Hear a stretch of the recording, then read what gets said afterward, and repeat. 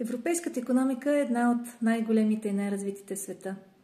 Нейният състав е разнороден, тъй като се състои от националните икономики на държавите членки, които са с различен икономически растеж и степен на развитие. Въпреки това, те спазват общи цели и принципи, залегнали в общото законодателство на Европейския съюз и се стремят към общи цели. Една от тях, и основната, е свързана с запазване и повишаване на конкурентоспособността на европейската икономика. В сърцевината на европейската икономика е единният европейски пазар. Единният пазар е и основно постижение на европейската икономическа интеграция. Неговото създаване е заложено още в договора за Европейска икономическа общност през 1957 година и включва свободата на движение на стоки, услуги, хора и капитали. Въпреки че остават все още някои пречки пред това свободно движение, може да се каже, че в голяма степен тази свобода е постигната. И икономическите емпирични доказателства показват, че от нея полза имат не само бизнеса, но най-вече потребителите. Друг съществен елемент от европейската икономика е търговската политика на Европейския съюз. Тя е от изключителните компетенции на Европейския съюз, което означава, че се формира на съюзно ниво. В случая Европейската комисия преговаря за търговски споразумения с трети страни от името на всички държави членки, като действайки с един глас може да постигне по-изгодни споразумения за свободна търговия.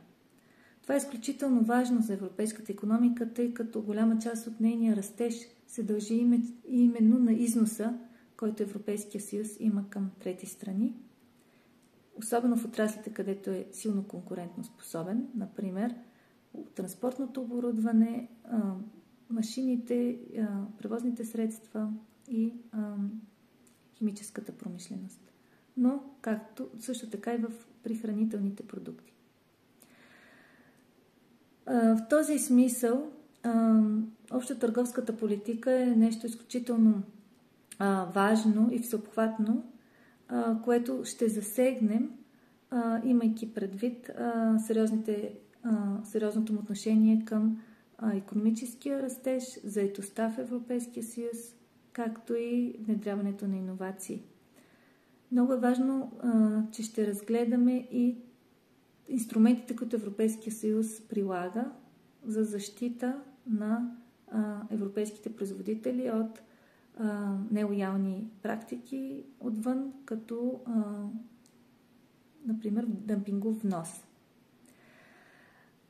На трето място ще обърнем внимание на индустриалната политика на Европейския съюз и какво прави Европейския съюз институции за нейното подпомагане. Тук съществена роля имат малките и средни предприятия, които са гръбнакът на европейската икономика, но които и срещат по-големи затруднения при достъпа до финансиране и интернационализацията си.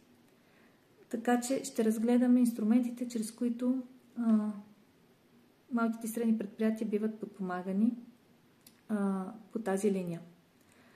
Ще засегнем европейската транспортна политика и най-вече европейската селско-стопанска политика, които също са общи политики, формирани на съюзно равнище.